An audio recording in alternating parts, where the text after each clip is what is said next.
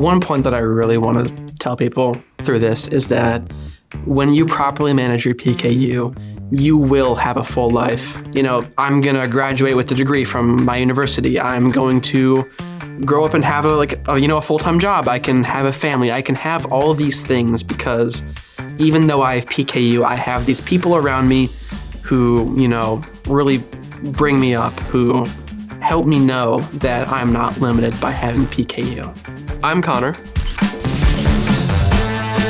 I'm Londyn. And today we're going to be your host asking one simple question. Why do I feel this way?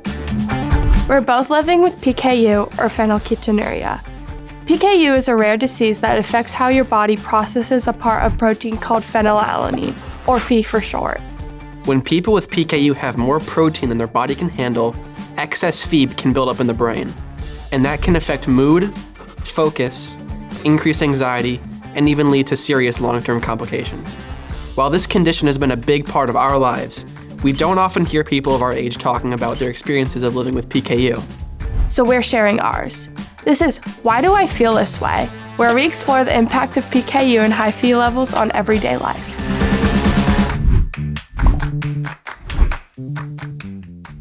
Do you feel any different when hanging around with friends because of your PKU? Yeah, I do. I actually have this thing called an invisible backpack, which is something that I carry around, and it's something like people can't see, like the struggles they can't see by just looking at my face. They might not see that I'm severely fatigued or foggy or not feeling like myself. On the outside, I might be smiling, I might be happy because I don't want to bring the mood down. I want everyone else to be happy because everyone deserves to be happy. So nobody really understands me behind my smile because I could be very tired, not being able to hold a conversation really well. It's something that you struggle internally with. And as a child, I lost a lot of friendships because I never advocated for myself. It's just my mood swings and high Phe levels kicking in. I never really thought about it like that, but that makes, total sense. You have this baggage essentially where sometimes you're not really yourself. You feel just annoyed at everyone. You feel fatigued. You just feel foggy in general. And that can really affect, I guess, your relationships. With some of my friends, they're pretty accepting of it. They're very inclusive. They have a lot of knowledge about PKU itself. And so sometimes when other peers ask me why I can't have certain things, they actually jump in before I can say anything and actually explain it pretty well to where I don't have to say anything and just nod and be like, yeah, she basically said it all. What goes through your head when friends are trying to make plans with you to go out to eat? I'm from a pretty small town, so, all the places that we could possibly go to are already, pretty well in my head. But if it's a new spot or we're going out of town, just looking up stuff on the menu is great. Or you can even call ahead. If there's a dish with something that's high Phe, you can ask them and say, hey, is it okay if I get this made, without XYZ? And a lot of the time they're super, super accommodating. Just using your resources to plan ahead, find something that you can have, to make you feel included with your friends. Yeah, and also with me, I eat free foods the whole day before going out to eat with friends, so fruits and vegetables. So when it comes time for the restaurant, I can eat, I can splurge out and try something new. Oh yeah, I like to think about my Phe allowance as a wallet. If you, go over your allowance of Phe per one day, you kind of have to be a little more stingy if you, splurge the day before. Yeah. As long as you, are responsible and you keep track of what you're eating every day. So who is in your support group? It's got to be 3 people. It's going to be my little brother, my dad, and my mom. So my little brother also has PKU. So as we've, grown up together, we've been there to really support each other. It doesn't feel like that big of a thing when you have that person with you who's, shared the same experiences, shared the same life, essentially. And my dad, he's been incredible. He's a chef. So he's, cooked all these great meals for me. I've never really had a problem with not having anything low pro to eat. I mean, my mom has been incredible. Hi, Mom. Thank you. She's been just amazing when it comes to, living with PKU. It's helping me cook meals. It's helping me plan for, life as a person with PKU. It's not so much, every day it's this huge, monumental, grandiose task. It's just every day it's one step at a time. It's all these small things together that mean so much to me. What about you? What's your like support circle / village like? I first want to start off with like my 2 close friends and her mom. They had moved to Kansas City at the same time we moved to Kansas City from Virginia. We invited them to a dinner. And so without them telling us, they actually made a PKU-friendly recipe That's so of a sweet. dessert for me. So that's like was really sweet. And of course, my mom, my dad, my brother, and little sister, they always are there to support me no matter what. I'm so grateful for what I have and being able to go to PKU camps and being able to like make connections with others that I might not be able to at home.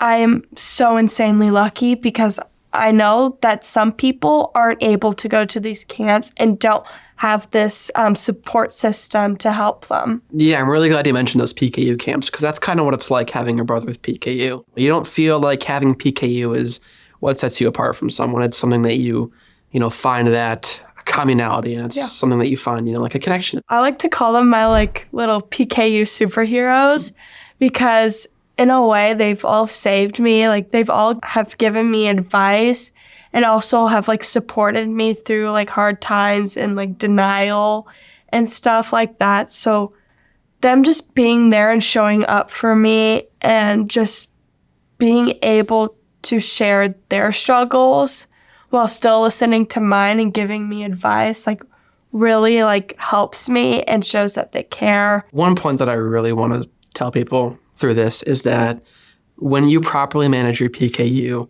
you will have a full life. I'm going to graduate with a degree from my university. I'm going to grow up and have a full-time job. I can have a family. I can have all these things because even though I have PKU, I have these people around me who, really bring me up, who help me know that I'm not limited by having PKU.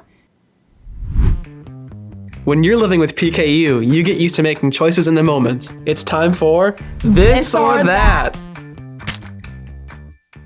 All right, pick your superpower. Invisibility or flight? Invisibility. I can use that against my siblings anytime, anywhere. It's an easy one. Beach or mountains? Mountains. I don't know. I feel like it's a lot more fun up in the mountains. But there's something special about the beach, It's just like relaxing. You can like play like sports on the beach. You can go swimming. You can build sandcastles.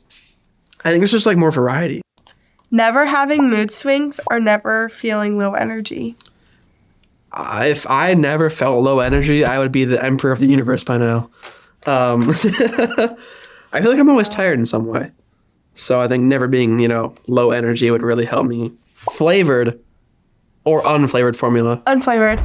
With chocolate, I've had the regular, like the normal chocolate, and then with the formula, it tastes completely different, and it does the normal chocolate dirty, so I refuse. Mm-hmm. I grew up on like vanilla formula, so I was always used to that. And my little brother, he had like an orange flavored one. We mixed our stuff up like all the time. Yeah. And when I accidentally like would drink his, it would be the most disgusting thing ever. Yeah, that does not sound good. I feel like if you're used to your flavored formula, it's probably fine. Yeah. Buy lunch or pack lunch? I'm a buy lunch person. I really should meal prep. I really should do that because that's, a very good thing to do. But I'll just go somewhere and buy lunch. Do you explain PKU to people? Or do you say that you're a vegetarian because it's easier? Depends on my mood. And if I don't have a lot of time, I just say I'm a vegetarian by default. But if I care enough to say it to the person and have enough time, I explain it in full lengths. So. Yeah, me too. Although I like explaining PKU because it makes me sound smart. So. Yeah. Morning workouts or night workouts? It's got to be night workouts for me. I can't. In the morning, I just feel like I can't do that. Yeah. I can't do mornings. I tried. Never again. I always looked chopped at school for it, so I cannot do it. Yeah, I had to do morning workouts for wrestling at 5:30, and it was the worst thing I think I've ever done in my entire life. I've never again. Apples or bananas? I have never really liked bananas. Okay, no. Hear me out. The apple, have you ever had it's like a hot day or you're just exhausted. You open the fridge and there's like a cold, crisp, like Honeycrisp apple, and you just take a bite and it's like all your dopamine receptors just like shoot on fire. You've never had that before? No. Have you never had a true original banana? I've had a banana before, and I think they're not as good as apples. Have you had banana Laffy Taffy?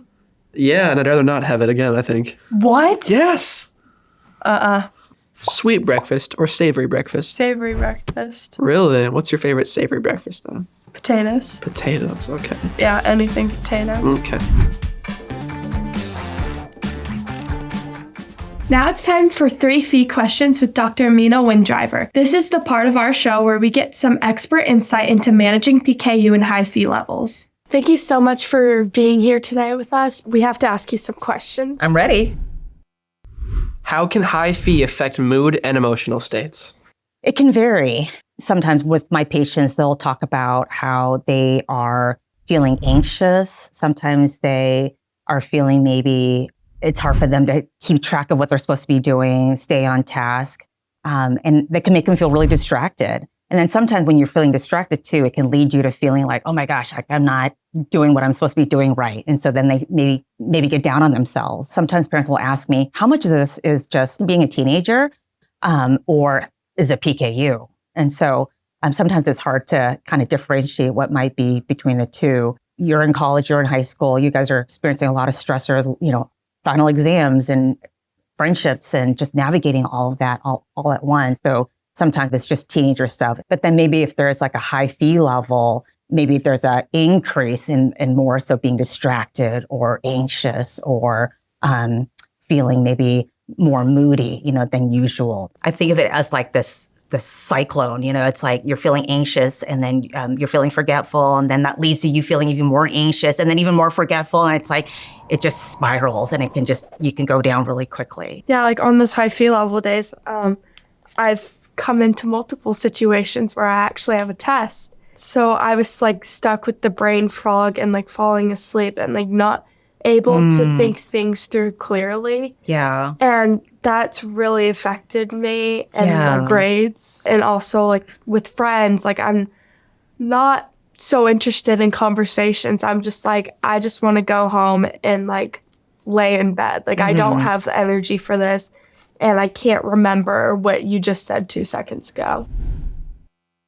What's the simplest way to explain protein and dietary limitations to friends? Yeah, that's a good question. So I would say, first of all, keep it in really simple terms. And I always tell my teenagers to like rehearse it in your head. So like when you are trying to explain it to somebody who doesn't know anything about PKU, that you can just roll it off your tongue. Yeah, if they do want more information, which a few people usually do, then you can just maybe get a little bit more information and then kind of go from there. I have some teenagers and kids, younger kids too, they want to tell everybody. They had an assembly one time on PKU at their school. They wanted to share it with the whole school. And then some of my kids are just really private about that. They just don't want anybody to know. I would say that there might be sometimes some shame and guilt maybe that's involved with having a chronic medical condition, and maybe just fears about it too, that they don't want to share with other people because they're afraid that other kids might not understand or ostracize them and not want to be friends with them. I feel like when people like hear the word PKU or like metabolic disorder, they're like, oh, that's terrible. Like that's a terrible thing to have. Oh, okay. And like, you're like, great, thanks. Yeah, but like it's not really like too bad. Like I'm not trying to like invalidate, but I don't think of it as a bad way. Like I get to meet all of these friends. I get to have all these great opportunities. Like I still get to live a very full life. Yeah, I think that's so important for people to understand that. So I would say letting those people who are in your core group know, your core friends, especially the people that maybe you hang out with more, you go out to eat with more, spend the night, because that has a lot to do with food, because that can be really tricky sometimes. And then obviously then family members should know and understand that. And then the other adults in your life, so teachers, coaches, band directors, whoever that might be, that you might maybe have an overnight trip with, like on a field trip, or any programs that you might be involved with. So, do you have any advice for teens with PKU who want to better advocate for themselves in social situations? I think in general, just like keeping things really simple and just saying things like, I have this medical condition where I have to be on a special diet. There might be times where I might not be feeling very well and I might get anxious, I might get upset, I might say things that are maybe insensitive.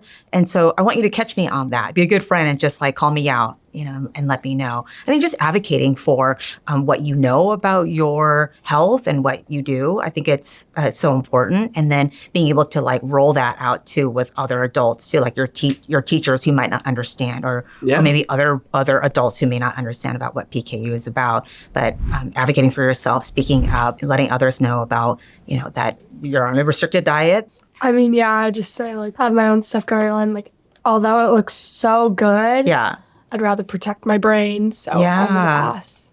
And people have taken note of my PKU. Like when I explain it to them and they're like a friend of mine, they do remember this stuff. So, if they're planning like a group night out somewhere, they'll make sure there's options for me.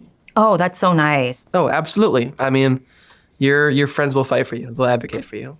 Yeah, I find that happens to a lot of my teens too. Their friends actually will jump in and like stick up for them or like say something, exactly. And it's like, like, hey, that was really cool that, that happened. That makes that person feel really good. Dr. Windriver, thank you so much for being here. You've given us so much great insight. I'm so glad to be here. Thanks for having me and asking me all those hard questions too. I think that was a really, really cool conversation. I'm very energized about it. How about you? Honestly, I'm feeling quite hungry. Lunch sounds really good right now. Yeah. That's all for today. Thank you for watching. Remember that you're not alone in this PKU journey, and we're here to help.